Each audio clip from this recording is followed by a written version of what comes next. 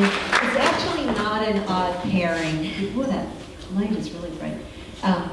It's not an odd pairing because I don't talk about diets with a beginning and an end, right? They always have endings, right? I talk about learning to eat in a way that's healthy and supports your body, your mind, and your spirit, and being mindful about what you're eating. So having cookies, having a piece of cake at a birthday party, having pizza with your friends, all that's fine. You just want to be mindful of what you're doing the rest of the time. So Stephanie, thank you very much, and Carolyn, thanks for the introduction. So why am I here? I want to tell you just a little bit why I'm here and how I got here to this career.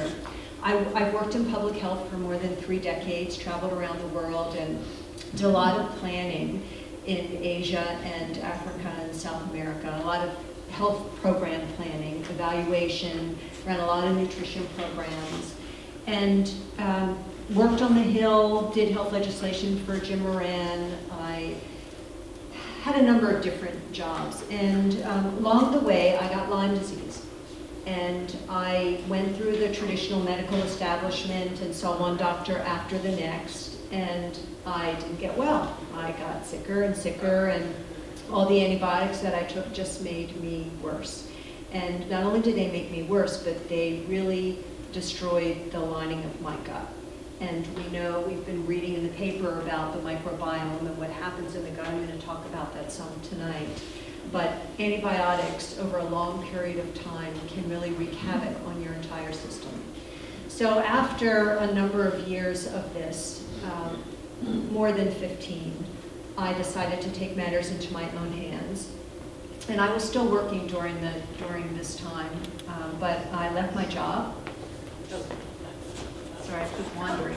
Okay. I left my job. I was with the American Public Health Association as an executive, and I went back to school to learn about nutrition. And not only did I learn about nutrition, but I learned about calming the central nervous system through meditation, and I learned about yoga and became a yoga teacher, and learned a number of things that really helped me think about my body and wellness in a very different way. I studied with some energy practitioners, and I learned hypnosis, and I studied a lot of different things really that were intended to help me cure myself. And as I got better, I decided to hang up a shingle and start seeing friends and family and neighbors and other people, and created a business. And one of the things that I feel very passionately about, and you'll get this sense as we move through this talk, is that there's so much that we can do to help ourselves. And we often forget that, and we give the power over to our physicians or our healthcare providers, and we forget that really it's our body. We really know our bodies better than anybody else, and learning to work with our bodies, learning to listen to our bodies makes a big difference in our health. So that's why I got into this, and it is my pleasure to share this information with you, and I hope you'll pass it along. This is a 3-part series. This first one will be about food and the impact on your health and what you can do about it, how you can maximize what you eat. Thank you, Chris. The second one will be about digestive health. Most of the clients that I see have digestive health issues, and in fact, most of us in general have digestive health issues. We may not know it yet, but we do, and they affect our total system. And then the third one, I'm bringing in a friend of mine who runs the Environmental Working Group. I hope you all picked up a little packet when you were paying out front. The Environmental Working Group does research on foods and toxins and all kinds of things that are found in the environment and how they affect us. So that little burlap bag, could you just hold your bag up? Oh yeah, there we go. Kristen, thank you. So if you didn't pick it up. They're the Dirty Dozen, the Clean 15, all kinds of interesting information and resources, websites to go to for more information. So let's get started. So the truth will set you free, but first it will piss you off. Gloria Steinem. So how did we get from here, where we picked our food, harvested our food, ate fresh, local produce, mostly produce, to here. It's been a long and arduous journey, and as a result of this journey, we have gotten fat and sick. So how many times do we say, I want this, I shouldn't, but I will. I had a hard day, one piece of this doesn't matter. I've been good all day. I already cheated, so what does it matter? I'll start tomorrow. I was bad today. I was good today. How has food, oops, I have a typo there. How has food, that which sustains us and nourishes us, become our public enemy number one? We talk about it all the time. The diet industry is more than $1 billion industry. There are health foods now that are reaping huge amounts of money. How is this? But we don't.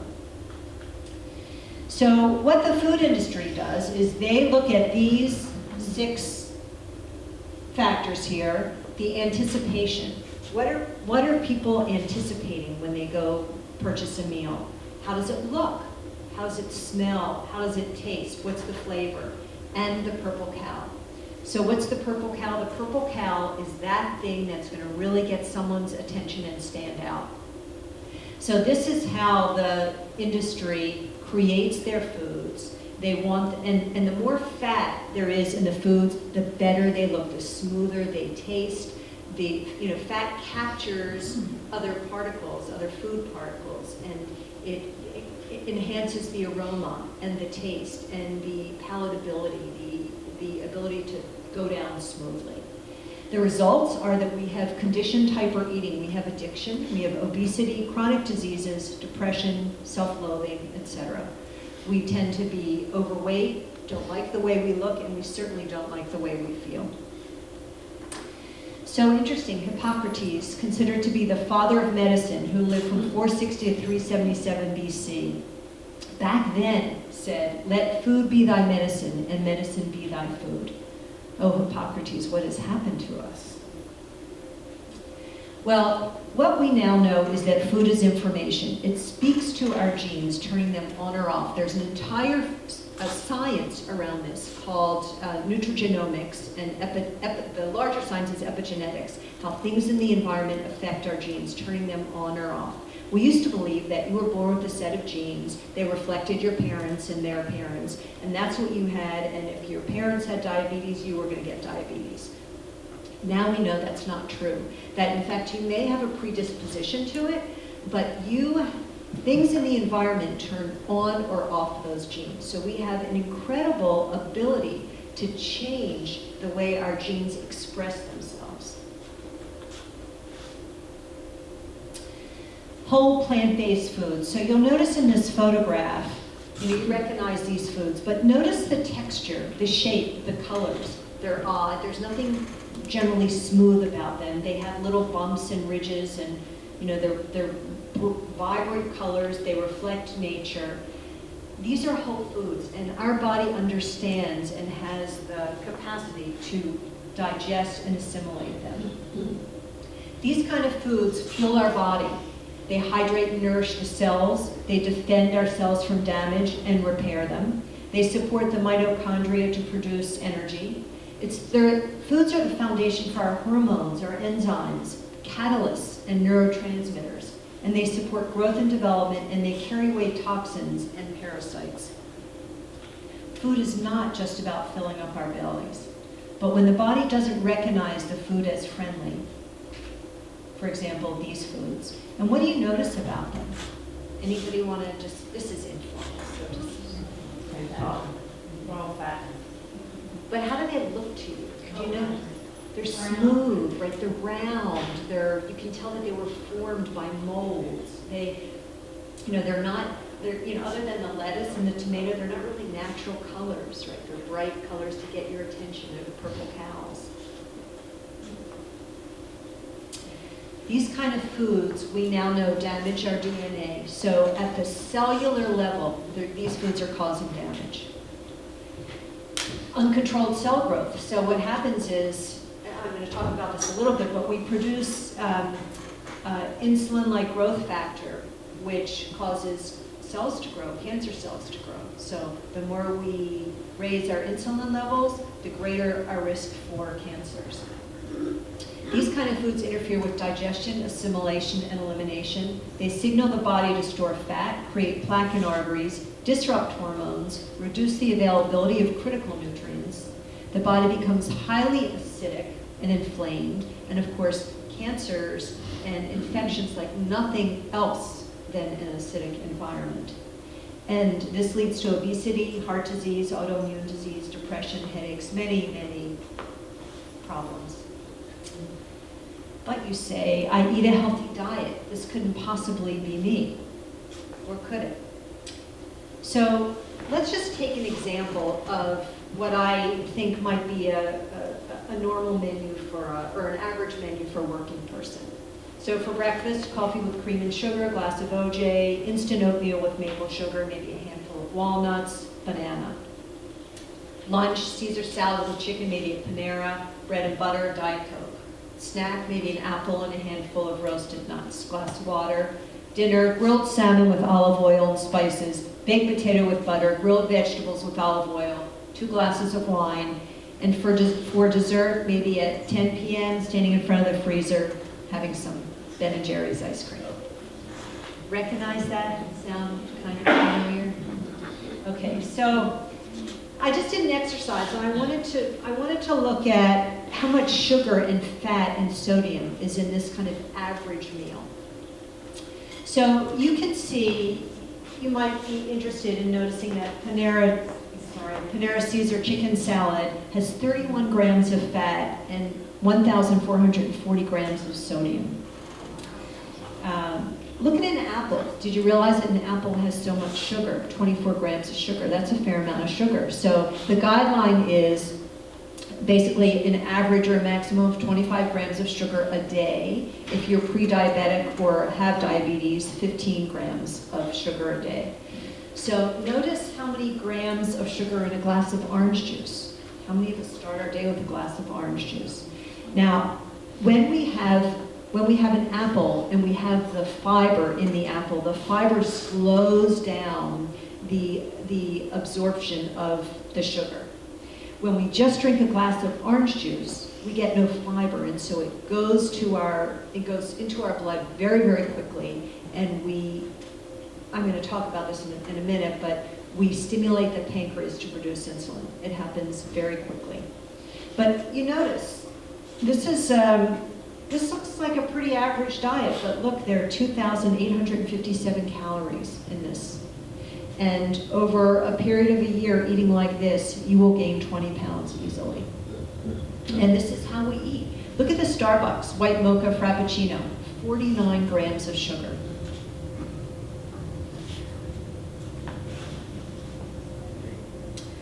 So what's the public enemy number one?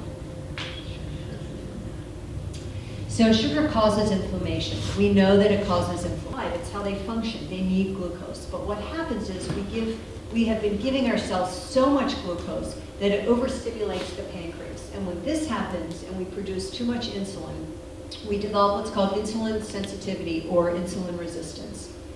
This also leads to the rise in insulin-like growth factor number 1. And this promotes the growth of solid tumors. We see it in breast, prostate, and lung primarily, but it can happen anywhere in the body.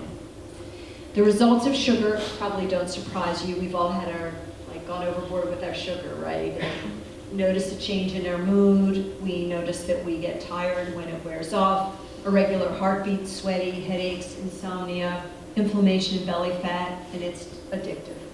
So they did a really interesting study, and they did PET scans of people who were heroin addicts. And of course, when you look at a PET scan, one side of the brain lights up. When you give them the sugar-salt-fat combination, the whole hemisphere of the brain lights up. And that's how addictive sugar is. In fact, it's said that sugar is more addictive than cocaine. And it's in everything. It's in bread, it's in ketchup, it's everywhere you look. Insulin resistance is directly proportional to your waistline and your risk of heart disease, cancers, autoimmune disease, and other degenerative diseases. Let me go back to that for a second. Oh, just went forward. Okay, I'm really good. Here we go. Okay. So one of the things that we know about sugar is that you want more and more of it, and so you continue to seek out sugar, and we get used to having that sweetness in our food. So we end up putting sugar in our tomato sauce, or sugar in our coffee, or sugar in our cereal, or we like fruit-flavored yogurts that have a lot of sugar in them. So we've gotten very used to having that sweet flavor. Sodas are the worst, of course, it doesn't surprise you. One soda a day, that's a full sugar soda, increases your risk of diabetes by 82% over 4 years, and increases being overweight by 60%. One diet soda a day increases the diabetes risk by 67% and the risk of being overweight by 200%, much more than a regular soda. And I'm going to talk about that in a minute. One soda a day, the predictable weight gain is 15 pounds a year. And I thought this was interesting. What's in a Coke? So there's as much salt in a Coke as there is an entire pizza. But you don't notice it because there's so much sugar. 17 to 20 teaspoons of sugar in a 12-ounce Coke. This generation of kids is the first generation predicted to have a shorter lifespan than their parents, and it's a direct result of their diet. Let's talk about Diet Cokes and artificial sweeteners for a moment. So what we know about NutraSweet and aspartame and all these fake sugars is that they disrupt hormonal and neurological signals that control fullness and satiety. They don't tell us that we're done eating. In fact, they actually promote more hunger. They contain neurotoxins. They've been shown to include mercury. They increase the risk of being overweight. And interestingly, they punch holes in the lining of the gut wall, leading to what's known as leaky gut. And once we get leaky gut, what happens is particles from foods that we eat, especially proteins, leak out of the gut and may get into the bloodstream, and the body attacks them because they're foreigners. Interestingly enough, that the FDA registers complaints from products that are out on the market, and NutraSweet is the #1 product that people put complaints in about.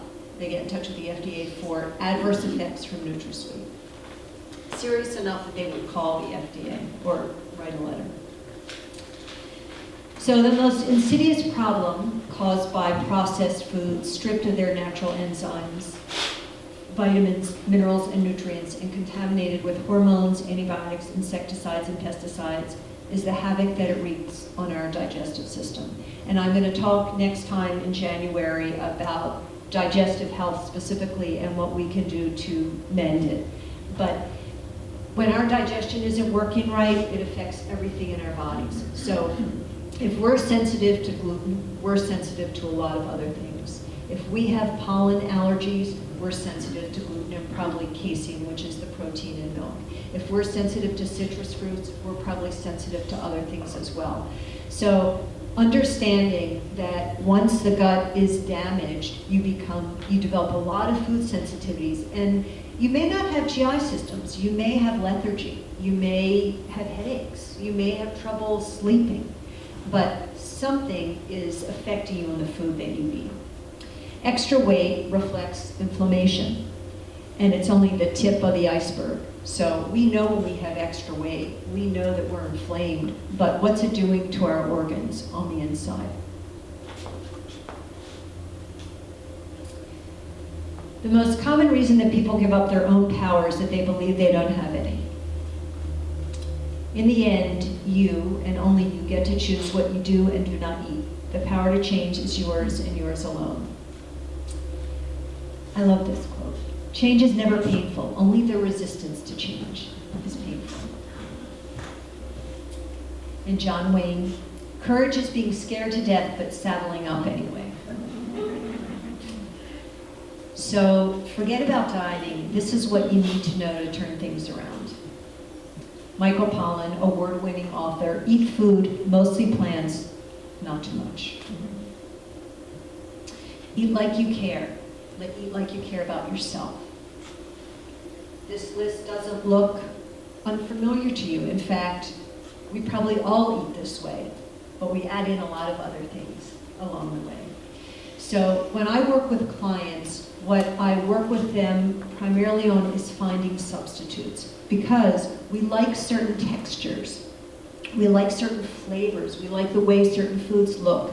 So finding substitutes for the foods that we like, I think works the best. Because, just like we had cookies here tonight, we have to live, right? And we enjoy food. So we don't want to feel like, we don't have most of us don't have an austere lifestyle where we don't enjoy food. We want to enjoy it.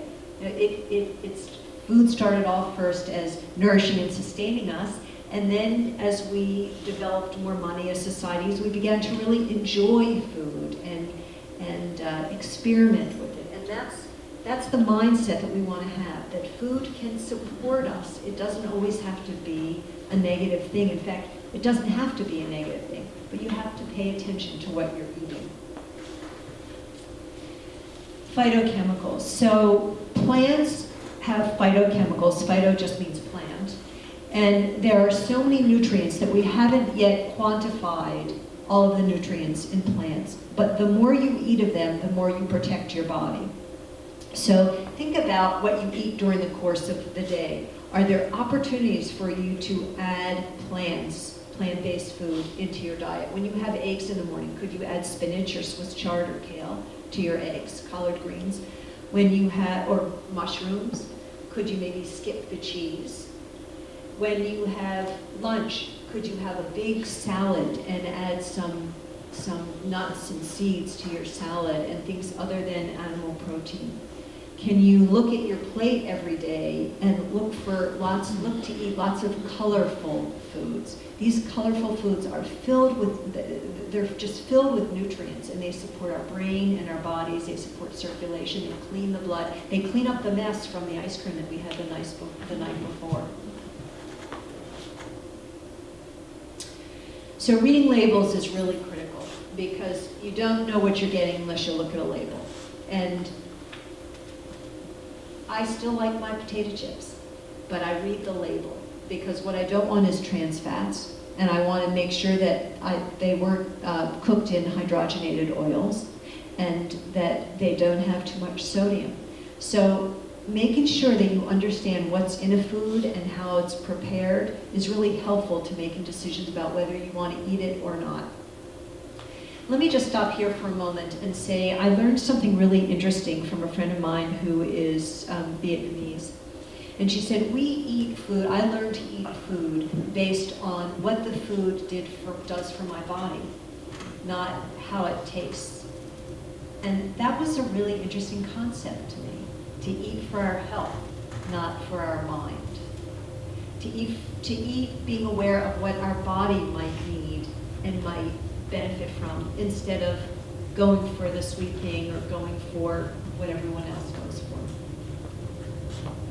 So when you look at the label, you want to look for less than 25 grams, because that's really your maximum limit for the day. You want 0 grams of high fructose corn syrup, which is very destructive. So high fructose corn syrup is made from corn because it was cheap. We highly subsidize it in this country, so it became a very cheap source of sweetener for us.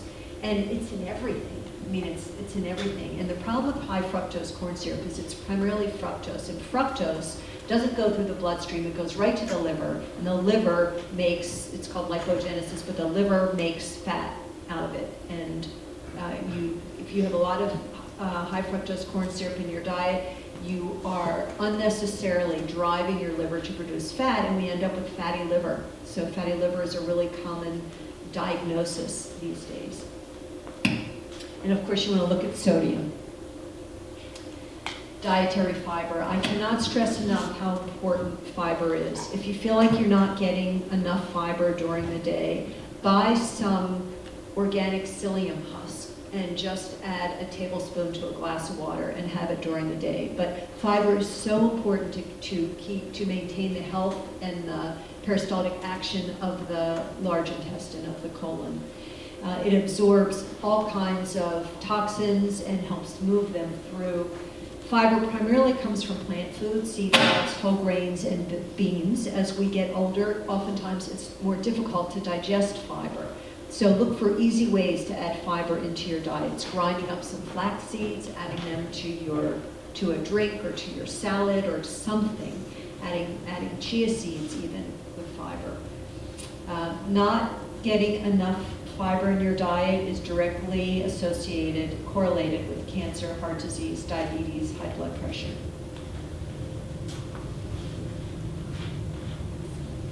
We choose our food for very good reasons. Isn't it time that we include our health? So what I do when I work with clients or groups of people is I walk them through a couple of steps. One is to set realistic goals and write them down. And in fact, I prepared, Sam's going to bring in some handouts for you. I prepared about a 10-page, 20-page handout. But make sure you set realistic goals and consider, if you want to lose 10 pounds, why do you want to lose 10 pounds? Do you think it's going to make your life better? And if that's what you think, is that really true? Make sure you really ask yourself what is underlying your interest in changing how you eat. Because if you get to the bottom of it, you'll be able to stick with it. Create something that's realistic, get support, and be accountable. Make only 1 to 2 changes every 2 weeks. So we're trying to change and reformulate lifelong habits. And the way I know how to do that is to change 1 or 2 things at a time until the new habit becomes an old habit, and I don't need to think about it anymore. And then I go on to the next thing. So oftentimes the first thing that I'll have clients do is add a big glass of water in the morning with maybe some lemon or lime in it, just so that they're hydrated. You know, they've been sleeping all night, they've used up a lot of their water in their bodies. Clean as their bodies clean, the organs clean up the mess from the day before, just go through cellular function. And water makes a big difference. So before you have your coffee, before you take any medicine, just starting with a big glass of water makes a big difference, hydrating your body. So start small, start with low-hanging fruit, and learn to listen to what your body wants and needs. Experiment with new foods, take chances.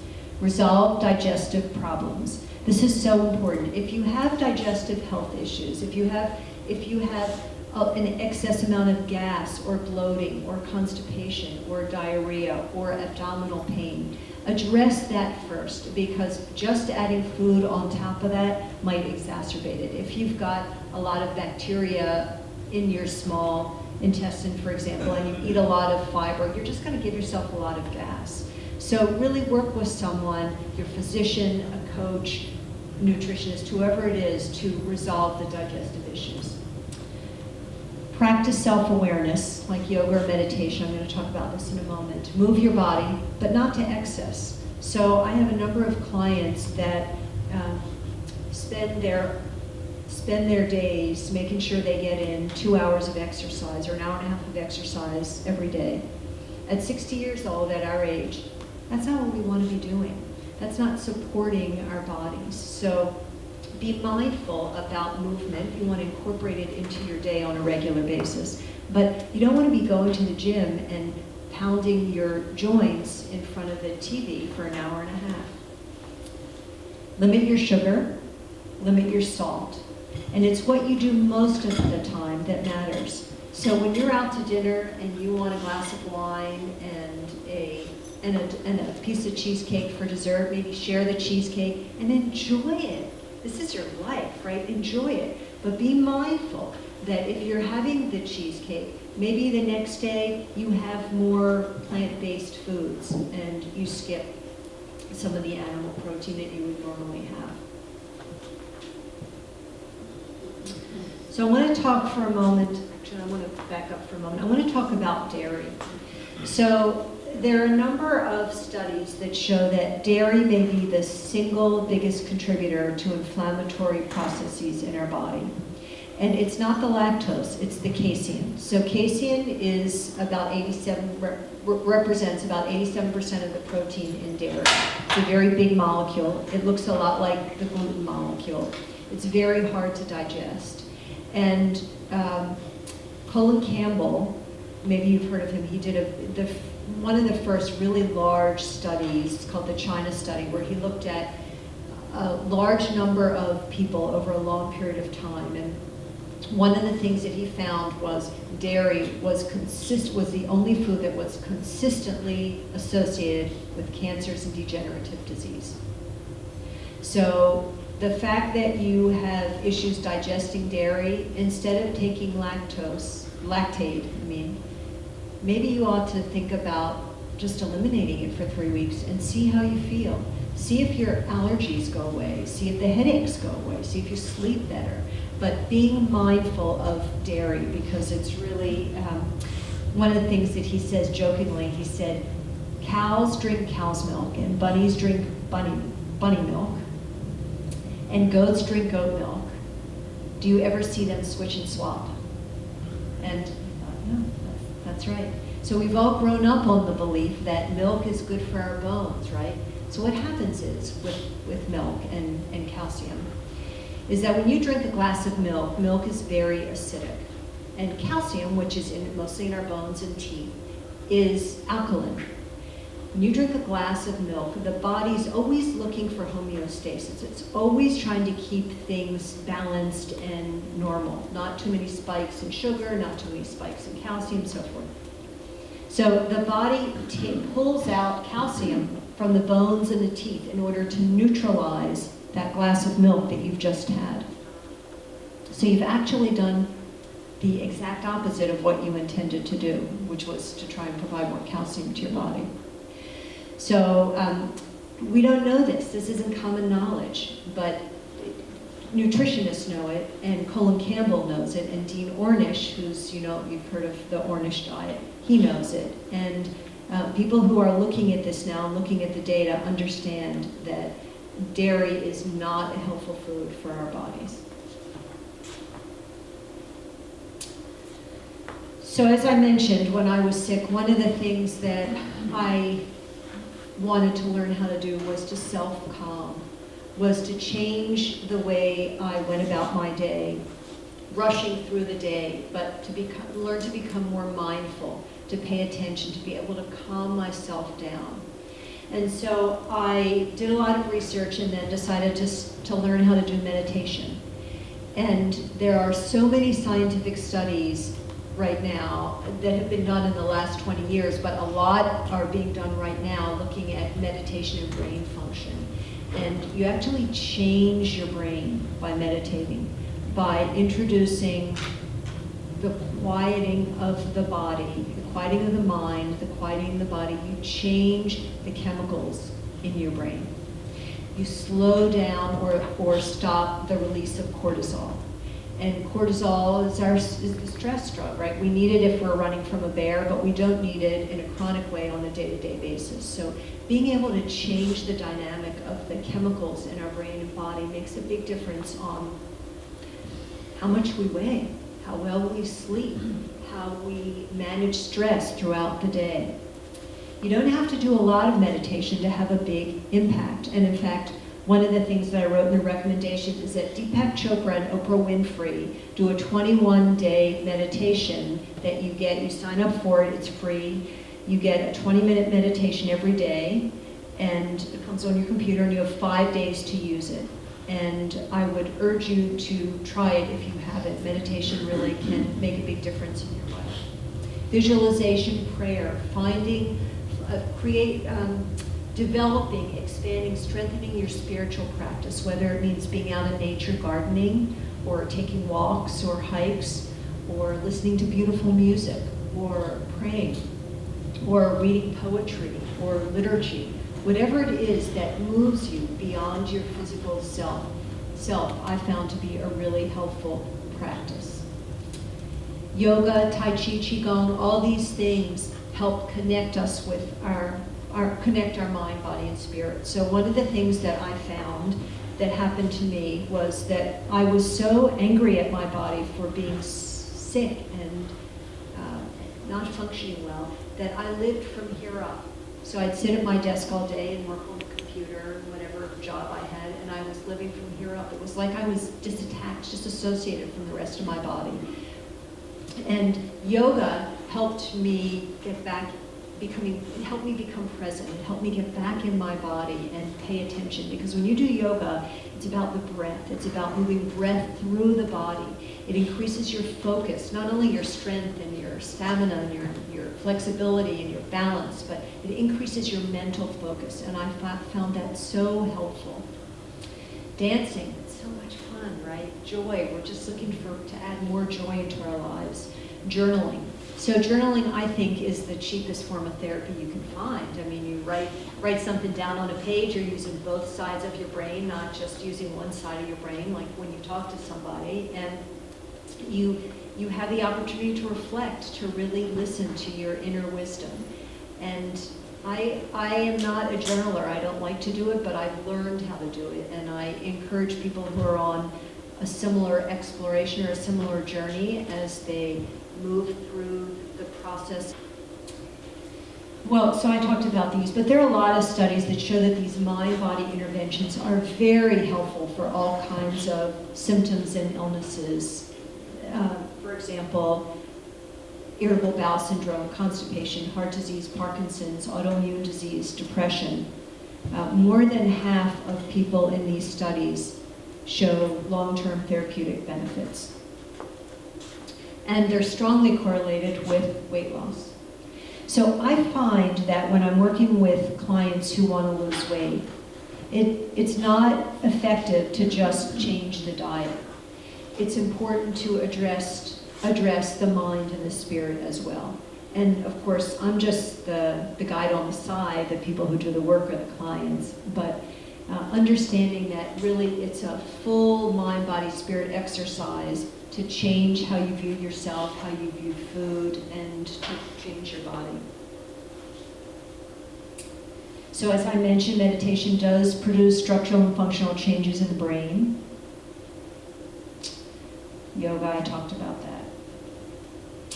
So, support groups.